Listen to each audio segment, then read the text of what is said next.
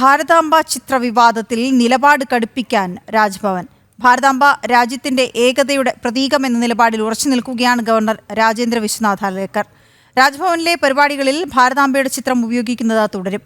സംസ്ഥാന സർക്കാരിന്റെ പ്രതിഷേധങ്ങളെ അവഗണിക്കാനും തീരുമാനം.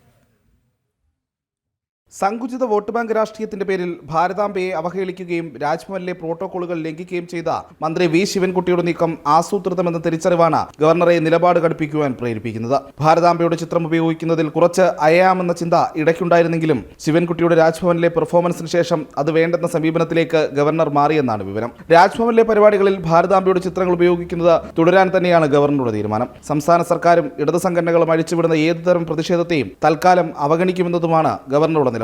ഭാരതാംബ രാജ്യത്തിന്റെ ഏകതയുടെ പ്രതീകമെന്ന നയത്തിൽ ഉറച്ചു നിൽക്കുകയാണ് ഗവർണർ. അതിനാൽ തന്നെ ഭാരതാംബയുടെ ചിത്രത്തെ രാഷ്ട്രീയവൽക്കരിക്കുന്നതിൽ രാജേന്ദ്ര വിശ്വനാഥ് അർലേക്കറിന് കടുത്ത പ്രതിഷേധവുമുണ്ട്. മന്ത്രിയുടെ പ്രോട്ടോകോൾ ലംഘനത്തിൽ വിശദീകരണം തേടാനോ സർക്കാരിനെ രേഖാമൂലം പ്രതിഷേധമറിയിക്കാനോ രാജ്ഭവൻ തയ്യാറാകില്ല. ശിവൻകുട്ടിക്കെതിരെ പുറത്തിറക്കിയ വാർത്താക്കുറിപ്പ് തന്നെ സർക്കാരിനുള്ള മറുപടി എന്ന നിലപാടാണ് രാജ്ഭവന്.